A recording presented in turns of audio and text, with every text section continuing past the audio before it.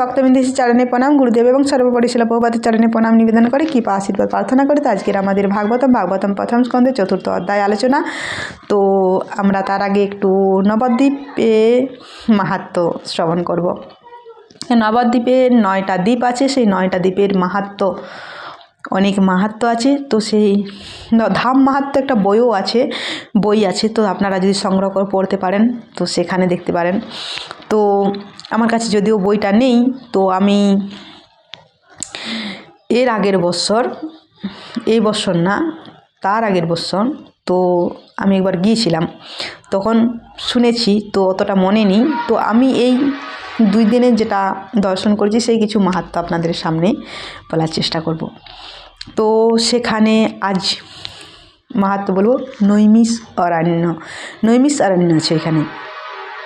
তো ভগবান গৌর হরি তিনি তার ধাম পার্শ্বদ সহ তিনি আবির্ভূত হয়েছেন। নবদ্বীপে সমস্ত তীর্থ আছে। শ্রীকৃষ্ণ চৈতন্য প্রভু জীবে দয়া করি, সপার্ষদ স্বীয় ধাম সহায় অবতরি, অত্যন্ত দুর্লভ প্রেম করিবারে দান, শিখায়া শরণাগতি ভক্তের প্রাণ। তো সেই মহাপ্রভু আবির্ভূত হন এ ধাম সহ, আর সেখানে সেই নৈমিষ অরণ্য।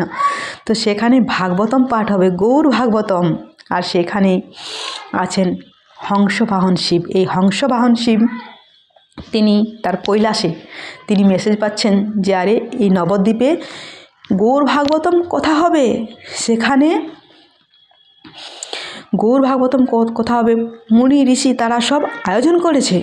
আর আমি এই মেসেজটা দেখছি এখন, তো আমি যদি আমার গাড়ি নিয়ে যাই তো টাইম মতো আমি পৌঁছাতে পারবো না, আর আমার এই গৌর ভাগবতম শোনা হবে না। কি করব না, তিনি চিন্তা করলেন আরে আমার গাড়ি নিয়ে যাওয়া যাবে না, একটা আমাকে বিমান দেখতে হবে, ধার করে হলেও। ব্রহ্মার কাছে গেছেন, ব্রহ্মাজি যদি আমাকে কৃপা করে আপনার বিমানটা একটু যদি ধার দেন প্লিজ। তো ব্রহ্মাজি বলেন হ্যাঁ অবশ্যই নিয়ে যান, কী ব্যাপার না ওখানে গৌর ভাগবতম হবে, ঠিক আছে নিয়ে যাও। তো তার বিমানটা হংস নিয়ে এসছেন, আর সেই হংস থেকে নামেননি, বিমান থেকে নামেননি, গৌর ভাগবতম শুরু, আর তিনি একদম সেই গাড়ি থেকেই শ্রবণ করতে শুরু করেছে। এখনও আছে সেই হংসের উপরে শিব। যাবেন আপনারা, দর্শন করবেন এবং জল দেবেন, শিবের মাথায় পূজা করবেন। তো সেখানে যদি আপনি আকন্দ ফুল নিয়ে যান, যদি তার কাছে দেন, তো যদি আপনার মনস্কামনা থাকে যে এটা আমার কি হবে, যদি সত্যি হয় সেটা ফুটে যায়। তো একবার ছিল জয় পতাকা গুরু মহারাজ, তিনি আকন্দ ফুল নিয়ে সেই হংসবাহন শিবের কাছে দেন যে আমাদের যে সম্প্রদায়, আমরা যে পথে এগোচ্ছি সঠিক পথে, তো শিব একদম পুরো করে দিয়েছেন যে হ্যাঁ সঠিক পথে একদম আচ্ছা, ফুল ফুটে গেছে, কোনো চিন্তা নেই, একদম পারফেক্ট আছে ইস্কন। তো সেই হংসবাহন শিব, তো সেখানে বলছেন গৌর ভাগবতম হবে। কৃষ্ণলীলা ভাগবতে কহে বেদবেশ, চৈতন্য লীলার বেশ বৃন্দাবন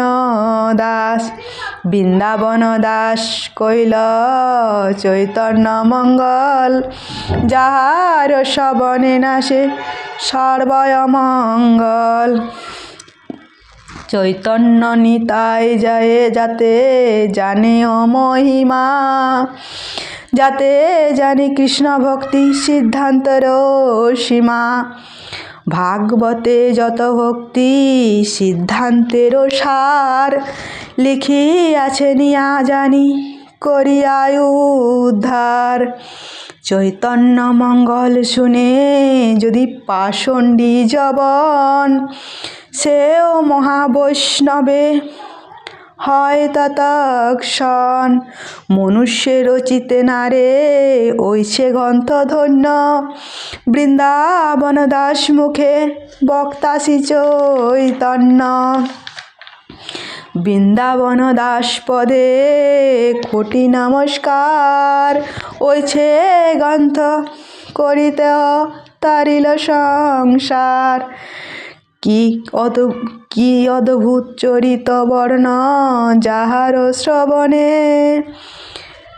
নাসে শুদ্ধ করিল ত্রিভুবন। তো সেই চৈতন্য মঙ্গল ভাগবতম পাঠ হবে, আর সেই শুনে শিব একদম প্রেমে আপ্লুত হয়ে এবং সেইখান থেকেই ভাগবতম শ্রবণ করছেন। এই ভাগবতম কি না, গৌর ভাগবতম। এই ভাগবতম শ্রবণ করা কিনা সমস্ত পাষণ্ডী যদি থাকে সেও বৈষ্ণব হয়ে যাবে। তো এই ভাগবতমের এই মহিমা। তো আমরা এই গৌরহরি সকলকে, এই গৌরহরি অবতার, সব অবতার সার শিরোমণি আছেন পরম করুণ প্রভু দুই জন নিতাই গৌর হরি। সব অবতার সার শিরোমণি পরম আনন্দ সিন্ধু। পরম আনন্দ সেই অবতার গৌরহরি, তিনি এসছেন সমস্ত অবতারের সার। তিনি কাউকে, এই অবতারে কাউকে হত্যা করেননি, তিনি সবাইকে প্রেম দিয়ে উদ্ধার করেছেন, প্রেম। তো সেই স্থান আমরা দেখলাম। তো সেই নৈমিষারণ্য, সেখানে হংসবাহন শিব এখনও আছেন, পাশেই মন্দির বানানো হয়েছে, সেখানে পূজিত হচ্ছে শিব। আর সেখানে আপনারা যাবেন এবং সেখানে ভাগবতম শুনবেন, অত্যন্ত আনন্দ লাভ করবেন। তো আমরা আসি, তো ভাগবতমে আসি। সময় 6 মিনিট হয়ে গেছে, তো ভাগবতমে আসি, আর একটু আছে সময়। তো ভাগবতম দেখেন শ্লোক নাম্বার 8। তো এই 7 শ্লোক পর্যন্ত সুখদেব গোস্বামীর সঙ্গে মুনিসহ পরীক্ষিত মহারাজের সাক্ষাৎ হলো এবং প্রশ্ন উত্তর কিন্তু পরে আসবে, এখন প্রশ্ন চলছে। তো কিভাবে সাক্ষাৎ হলো সুখদেব গোস্বামীর সঙ্গে মুনিসহ পরীক্ষিত মহারাজের কিভাবে সাক্ষাৎ হলো, এবং সুখদেব গোস্বামী সম্পর্কে আরও কিছু গুণাবলী বলছেন। তো মহিমা বলছেন আর একটা শ্লোকে, 8 নম্বর শ্লোকে। তো এই যে সুখদেব গোস্বামী, তিনি সংসার মুক্ত, এই জড়বদমুখ এ ব্যক্তি। তো এই ব্যক্তিকে চিনতে পারলো কি করে, এই সভায় তারা চিনল কি করে সুখদেব গোস্বামীকে, এটা প্রশ্ন। তো আর একটা এই 8 নম্বর শ্লোকে, তো সুখদেব গোস্বামী সম্পর্কে, তো আমরা শ্লোকে আসি, শ্লোকটা আপনারা দেখেন। সগোদহন মাত্রেণ হি গৃহেষু গৃহমেধিনাম অবক্ষ্যেতে মহাভাগ তীর্থা কুর্বন্ন তত্রাশ্রমম। আরেকবার শ্লোকটা পড়ে নি। সগোদহন মাত্রেণ হি গৃহেষু গৃহমেধিনাম অবক্ষ্যেতে মহাভাগ তীর্থ কুর্বন্ন তত্রাশ্রমম। তিনি সুখদেব গোস্বামী গোদহন কাল পর্যন্ত গৃহমেধিদের দুয়ারে অবস্থান করতেন, গৃহস্থ গৃহমেধি, এবং তিনি তা করতেন কেবলমাত্র গৃহকে পবিত্র করার